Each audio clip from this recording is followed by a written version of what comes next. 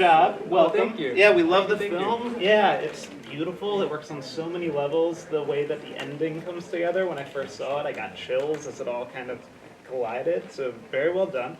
Why don't you introduce yourself and tell everybody what you did on the project? Sounds good. Hello, everybody. My name is Mac.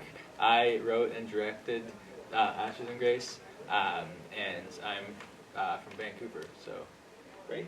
LA, second day in LA. It's beautiful. Glad you like it. Well, so you'll notice a lot of these Q&As will probably follow a similar trend, but I always love learning about the backstories first to kind of figure out how the project got off the ground. So I'd love to start purely with the creative and at the script writing stage, like what were the initial inspirations and what led you to write this specific story? Cool, yeah. So there's kind of two chief influences on this. The first one is I love Christopher Nolan, and that it's like so blatantly Christopher Nolan-y, and so I love Interstellar, and I was like, well, Interstellar is like there's a ghost movie and a space movie, and it's like I want just like an all ghost movie Interstellar. So that was one half of it, and then the second half was that my mom kind of keeps these boxes of like mementos from childhood in her closet, like report cards and stuff, and so I kind of like just went through there one day to like for shits and giggles, and kind of found like all these notes that she wrote to me when I was a baby to my future self, and it was like a weird little time capsule thing, and then it's kind of interesting like seeing that like 20 years later. Yeah. And so Was there any note that really stood out? Yes. Okay. This is so random, but she wrote one about like how it was like it was about like she was watching House or something, and like she was a big fan of House, and there was also a lot of things going on at the time in the world that were like like cause for concern, and so she's like, I don't want to get like too into it, but like it was like, whoa, we're so lucky to live in like a really safe place and stuff. That's cool. Yeah. And so now I'd love to know about how you got it off the ground to like from pre-pro and production, what that looked like. I noticed it said UBC Presents, right? Yes, yeah. So it was produced through my school, and so we kind of the way our program works is like we had 9 films being produced that year, and so I pitched for it, and then when I got the pitch, it was like it was gonna go ahead.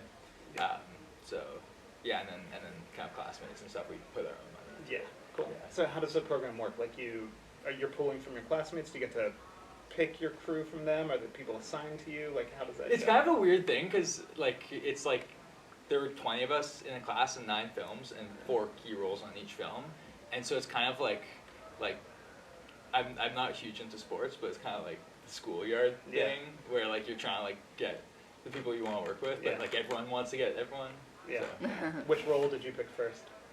Well, I mean, the cinematographer, like me and him always work together, Cool. so I'm like, oh yeah, he's great. And then I DP'd his film, so Cool. it's kind of fun Very to cool. swap around. Yeah. And what was the shoot like?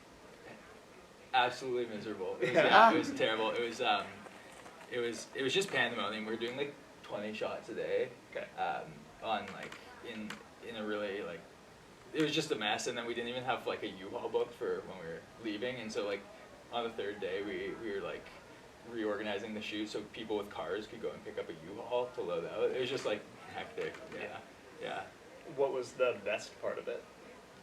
I think just working with the actors. I think I kind of got into filmmaking by way of acting, and so I think just like getting to talk to actors and like it's a very like vulnerable and creative interplay, I think, and so just kind of getting to build those relationships and play with them and stuff. Can you tell us about the actors and like how you cast them and who they are? Yeah, totally. In Vancouver, we're pretty lucky. I imagine LA even more so. It's like there's so many people who are like creative and wanting to get work and stuff, and so I posted in a couple Facebook groups, and there's a Vancouver group for posting and stuff, and so I got some submissions, and Rebecca and Erik and then Ivan is the child, and they're all wonderful, super nice people. What was your relationship like with them on set? Like, how did you craft the performances and all that? Yeah, it was on set. There were just so many things going on. Like a lot of the relationship building had happened kind of in the rehearsals beforehand, so on set it was just trying to like shield them from the production hecticness, I guess. Yeah. And yeah. That's cool. Well, I also loved the cinematography. I thought it was beautiful, and then I loved a lot of choices. Like I noticed some very cool camera moves and like push-ins and very heightened cinematic moments. So I'm curious how you went about like shot designing all that and picking a style. How much of it, and I guess working with your cinematographer, like how much of that came from you, how much from them. Yeah, I think that me and Tristan is my cinematographer. We both like to kind of like shot list our own films and then just like give it to each other as the DP to kind of just adapt to. I think I shot listed it pretty inefficiently in retrospect. Like previous films, I'm like pretty efficient and like getting coverage and stuff. This one, I don't know where I went wrong, but I was like so hyper obsessed on like getting different little moments and stuff. And so it was like poorly shot listed in retrospect. Which is why it was such a hectic shoot. But is this more or less what you planned? Yeah, I'd say so. It's pretty close, like a pretty good approximation. But then it's also like it's a good approximation. But then in retrospect, there are things that I would have done differently. So, Totally. Yeah. Were there any particular visual influences that you had? Yes. Well, I guess drawing from Christopher Nolan, like Hoyte van Hoytema, and then also I kind of liked also like Denis Villeneuve, Terrence Malick, kind of those three, like a bit of naturalism. Also, I'm such a sucker for Spielberg, so like, it's not like Spielberg coverage, but I can feel it though, like in that push-in. Like push-ins, like What about editing? Like, and it's a lot of non-linear storytelling. It kind of hops all over. Did you have discoveries in post, or is this more or less? It was. There were some discoveries. It was intended to be non-linear, and so like there are a few things like the Morse code montage at the end was going to be more towards the beginning and stuff, and so there were a couple things that got swapped around. Why'd you switch it? Well, it's possible that maybe I shouldn't have swapped it, but because like I've heard, like I've been thinking afterwards that it might have been a better setup than like payoff, but I think I wanted. Worked for me. Okay, that's thank you. I liked having it at the end because it kind of, I guess, built like a false or like some sort of like a bit of a crescendo before the final one in a way. That's cool. And then this is probably my last question before I open up, but this is always my favorite question in Q&A, so you'll all get it. Get ready. But I love how in film the things that look easy can be really hard to execute, and vice versa. The really hard things can be easy. So I'm curious, what in here was your single biggest challenge, and how you actually pulled it off? Oh, interesting. Single biggest challenge.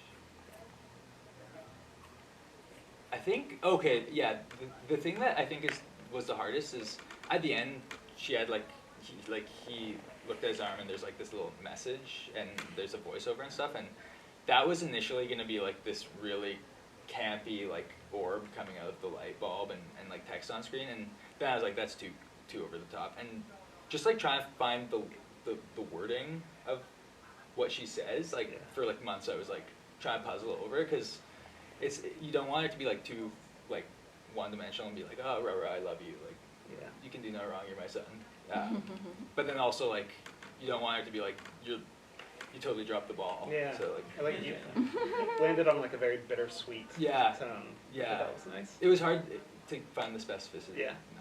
That's cool. Okay, actually one more question before I open it up.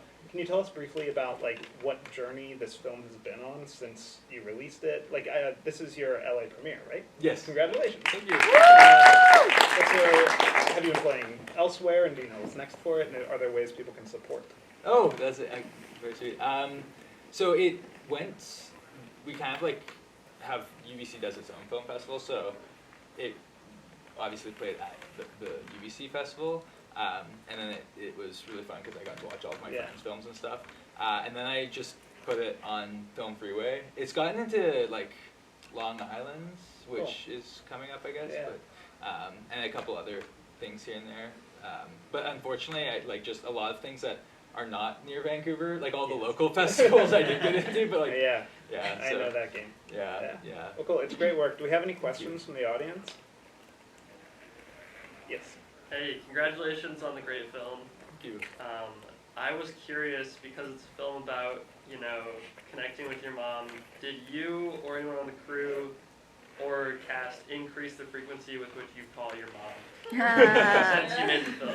It's funny you say that, because I think like we were talking about beforehand, me and my DP being like, the goal here is to make sure that like when people leave, like at least it'll have worked if one person calls their mom. Like that's good. So I think that, and then my mom came to the screening, and then like I did the whole story about like seeing the messages and like, oh, this is like a movie for you. And so I think it has maybe not literally calling her, but like in some sense maybe fostered vulnerability in that relationship. Yeah. What did your mom think?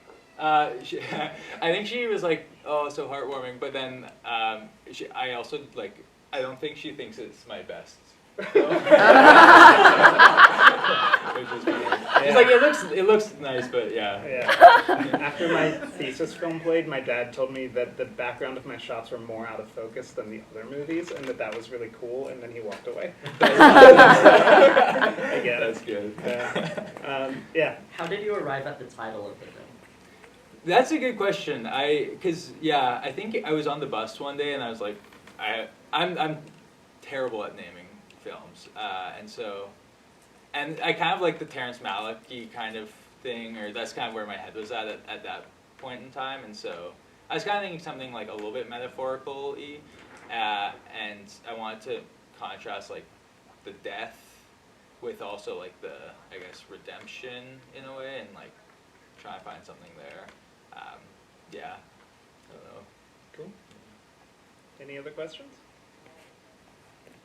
All right, well, great work. Thank you so much.